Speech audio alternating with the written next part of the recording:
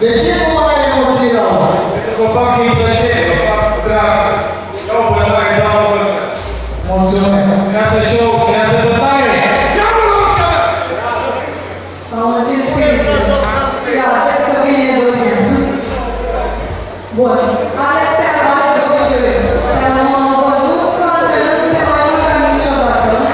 Nu știu dacă ați observat, dar de când nu e la aici, parcă suntem un pic băieții. Bă, nu vă bată că mă așteptați, stați uniți. Da, o să fac față, bineînțeles, după ce termin un meci, le-au frumos minuța, le-au un pic, om pălărin.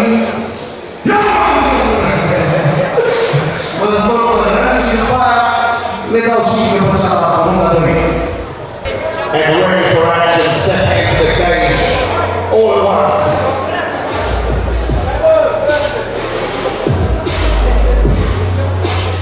And Gino's ready to rock and roll.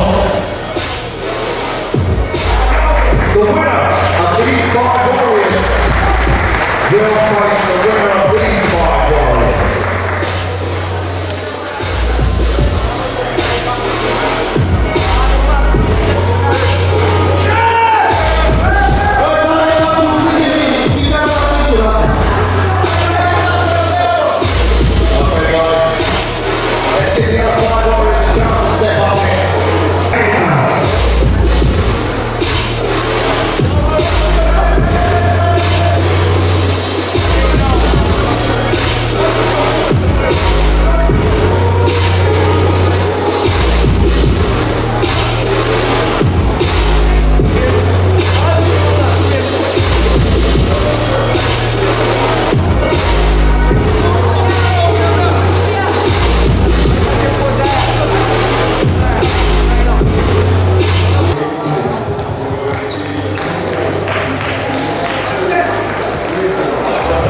We said anything could happen here at RXM, and it usually does.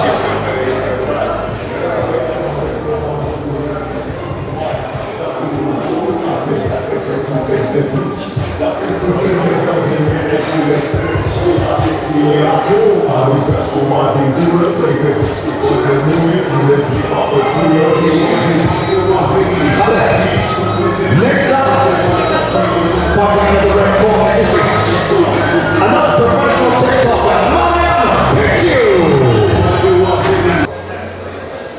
Mariana, original. Mariana, lasă-mi nimic. Domnul Sanbernar, mami. Lasă-mi nimic. Domnul Sanbernar umblă marcheța acum cu poșeta. Și ce am în poșetă, nu? A, nimic e ceva pentru tine. Câinii aia de cevată de mușcă, le arăt în sânge.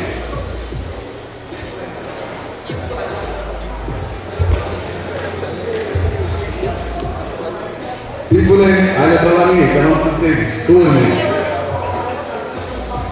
De data asta nu mai am întrebări, de data asta acolo să mă bată, gata. Și știam că faci de sânge. Și știam că faci de sânge. Mai tare că te aud. Păi, când ai scos sandwich-ul din borsete, s-a făcut poftă lui Marian Piciu. Nu, scuză-mă one moment. Eu nu sunt milițiar, eu nu sunt convici, nici Doboși. Am înțeles. Mă nume Pastroniană, Vulzul. Asta e stare de miliție. Asta e special. Asta e special pentru tine, de lapte și mușcă, adică pentru pitbull. Mulțumesc, domnul Alexandru Preda. Pun frumos pentru sandwich. Poți să te întreb ce conține acel sandwich? E de la Cristin și ce mai fi aici și... Dacă e vegan, îl accept cu drag. Mulțumesc. Bună dimineața! Dar, te-ți vă dați seama că ei mi-au făcut un cadou, ca să mă impresionez să nu-i bat tare. Hai să dăm cadou, dacă ne permiteți. Uite, rămânem și noi acum cu ochii în patru atâția. Vă rog frumos, să cântăm la mulți ani. La mulți ani, șoarece, la mulți ani, șoarece. Uite, din partea noastră să ne întoarcem așa spre public. Vrem să-i facem că mâine este ziua lui. I-am cumpărat o peluză și le bage în fund. Că o să se cace pe el oricum. Uite aici, fraiere. Și am luat și peluză să-și pună să pișe pe el. Fraiere.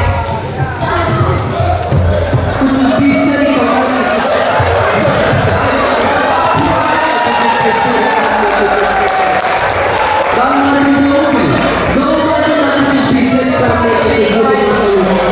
Să pui pe păsura! Bun. O să te piși pe tine de durere sale! Deja i-a căzut moralul de 3 zile, pentru că în colț nu o să fie nimeni pentru el, dar în fine, a putut să-l prăjească pe Machiavelli.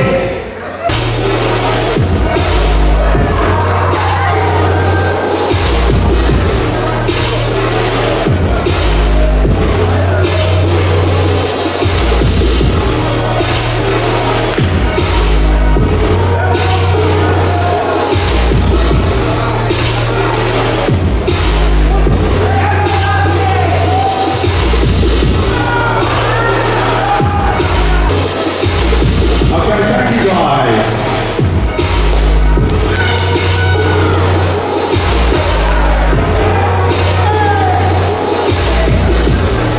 Don't forget guys, it's a long way down off that stage.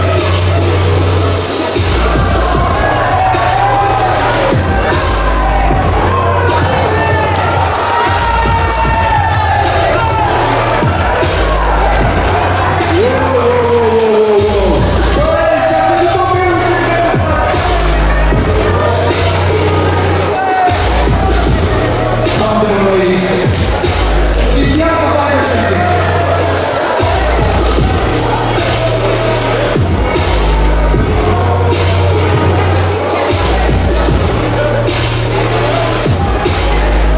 Now, if you can guys, just face off. Keep it under control until Wednesday. Save the action until it counts.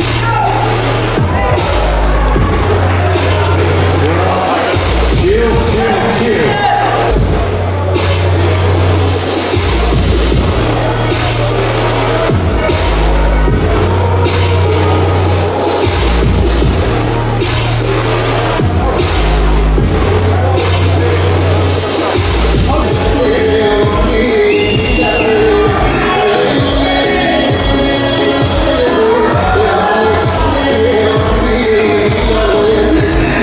Uite poza asta, uite.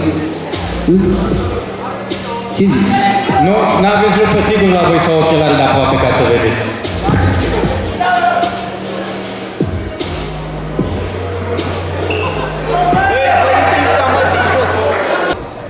Mâine filmare cu neveu 100 de euro țintă sexy roche.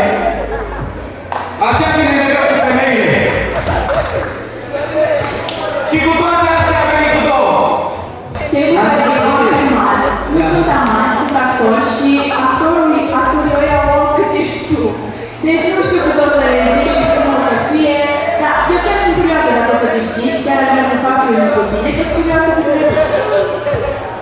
Acum am înțeles de fapt care era motivul pentru ceea ce am găsit acolo la mașină. Faptul că i-a scris lui Mistress Kenya și că își dorea o sesiune cu ea, am înțeles de ce i-am găsit legeria. Ca să fie arăt, Claudiu, bam. Și încă ceva. Așa că poți să le iei. Stai, haide.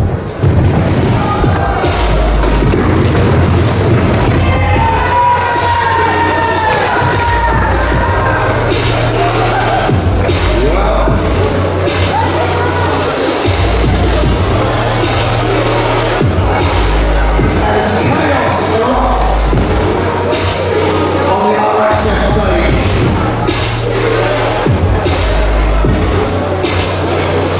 I think we can honestly say there's going to be fireworks at the Sala. Și care e? Aruncă fac singur Tuesday. Unul contra 3, dar frate mi bate pe toți. Wow, s-au încins spiritele.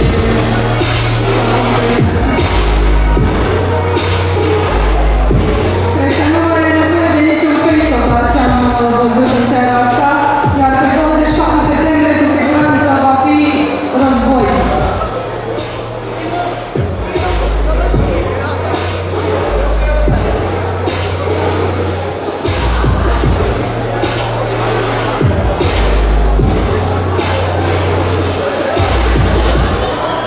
Guys, Am făcut tot și o să fug și pe mediu.